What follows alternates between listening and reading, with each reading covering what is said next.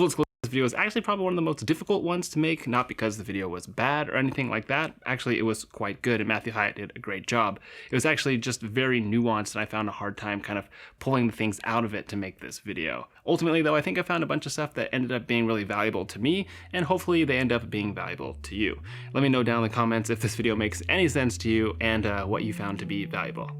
When you watch this video, by the end of the 6 minutes, you should probably feel, well, thought-provoked. You probably nodded your head a lot in agreement, and you probably even thought to yourself, I should probably change something about myself. At least I did. This video is great at making you think, and we'll get a little bit more into why in a little bit. If you haven't seen it yet, you should. It's kind of like a Matt D'Avella video if you're into that sort of thing. But if you're like me and you enjoy these kind of self-improvement video essay style videos, before we get into this video specifically, first let's try to define exactly what genre of video this fits into in YouTube, where we're talking about niching down. So what niche is this and Matt D'Avella style videos? So does that mean in 2020 that to be human means to feel too busy to feel human? They're somewhere between a self-help, self-improvement video, part autobiography, documentary style videos, not quite a vlog, and part self-exploration and experimentation. Each video has a structure though, and that structure is there's a problem that I'm trying to solve by exploration and experimenting on myself so that you, the viewer, can find a way to hopefully improve and solve it for yourself. And of course, it's entertaining. While these videos are very thought-provoking, they're also relatable and change-provoking. So I've settled on calling it a change-provoking video. Let me know down in the comments what you call these types of videos, like this one here by Matthew Hyatt and by Matt D'Avella. Regardless of the name though, these videos have the potential and have tons of value to the viewers, and let's unpack why in the next couple of seconds.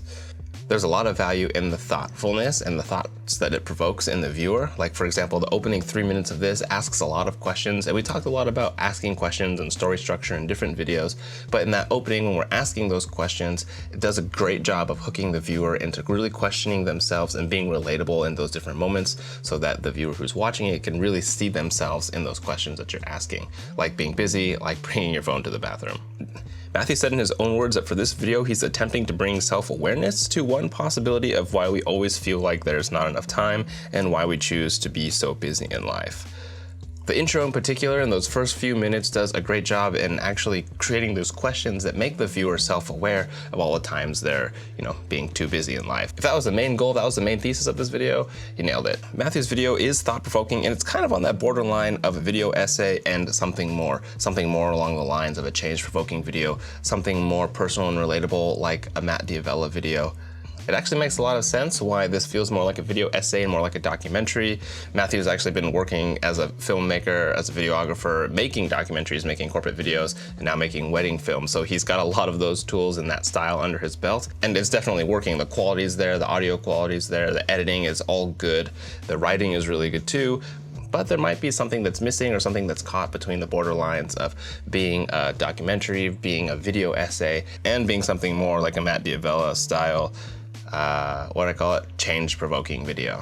So if there's something missing, what's missing? What makes this video, Matt D'Avella videos, so engaging and bringing people back for more, back to learn more, back to try more things, and back to see how the video creator, how Matthew and how Matt D'Avella are trying new things to get better for themselves so that they can help the viewer?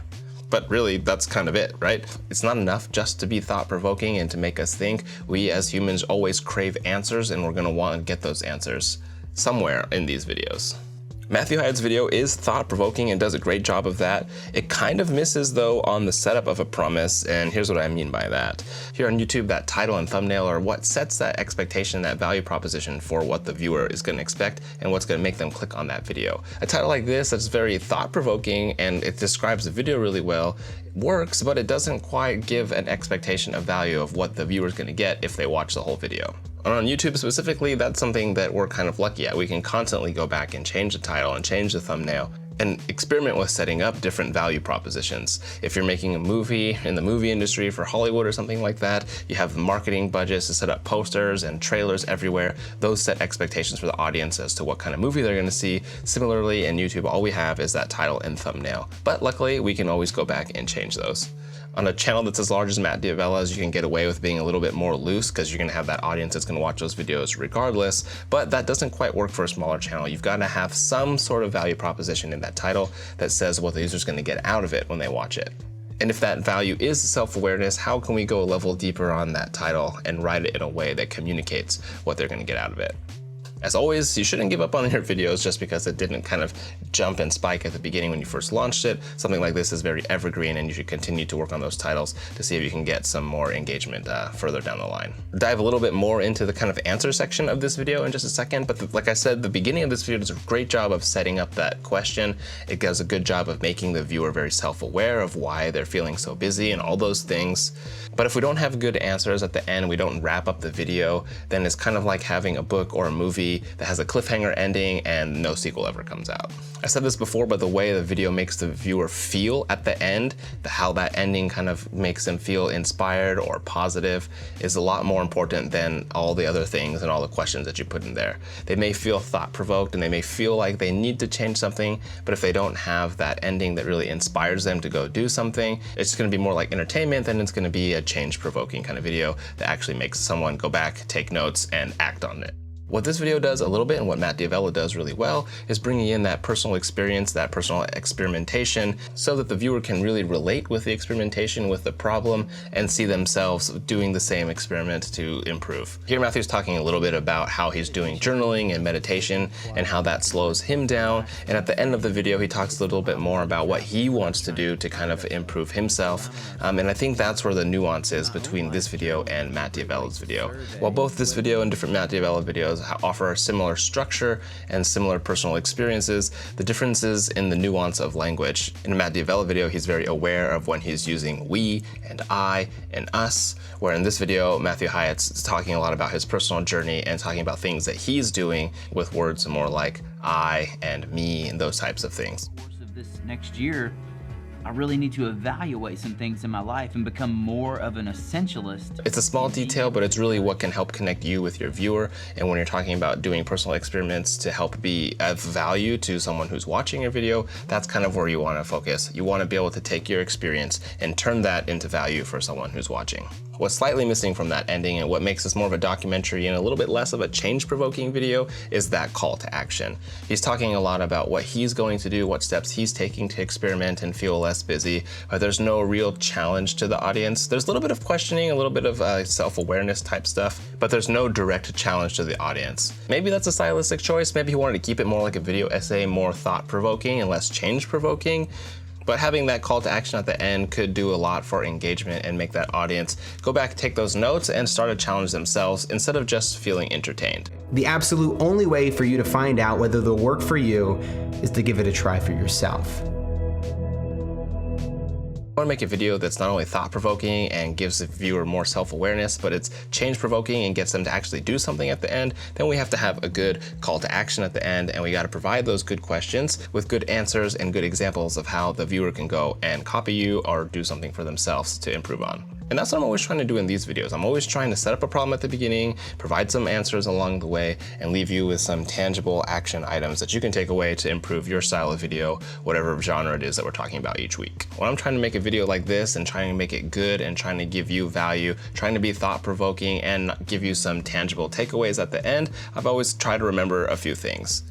I try to put some tangible action items at the ending of this video, something that you can write down and go do and to improve your videos. I try to use relatable language like I, we, you, us, those types of things so that we feel like we're in this together, because really we are. And anytime I bring in my own experience or my own experiments, I try to do my best to be relatable because I know we're all in the same boat, we're all learning together, and we're all trying similar things. And so by sharing my results with you and by being relatable, hopefully I'm providing some value to you. When you're making a video like this, or when Matt D'Avella is making a video like his, and you're being really direct on that self-awareness, on that self-improvement, and on that change-provoking nature of the video, you just have to hit those points and share those experiences a lot more directly. And if you're kind of like Matthew Hyatt here is in this video, where you're not sure exactly whether this is a video essay or if it's an autobiographical documentary or a vlog where you're documenting your journey and you just want to share your experiences and your experimentations on self-improvement. And while we talked about how this kind of compares to a Matt D'Avella video, you have to decide up front what that value is that you can provide to the viewer. If it's just entertainment, then go for entertainment. Matthew Hyatt's done a good job of making a really thought-provoking video that really increases your self-awareness about being kind of busy, and I think that's what his thesis was, that's what he was trying to solve, and he hit the mark on that one. This video was very thought-provoking for me, and I've spent a lot of time nodding along, becoming self-aware about how I felt busy, and I spent a lot of hours trying to suck the information out of this video and figure out what to share with you here on Feedback Friday. If you haven't seen other episodes of videos that I've sucked information out of to share with you here on this video, make sure to check that playlist of all the Feedback Friday episodes so far. And if you're enjoying this kind of content, you want to support this channel, make sure to hit that subscribe button, and I'll catch you next week. Bye for now. Blah. What am I trying to say here? Blah, blah, blah. Okay, last take.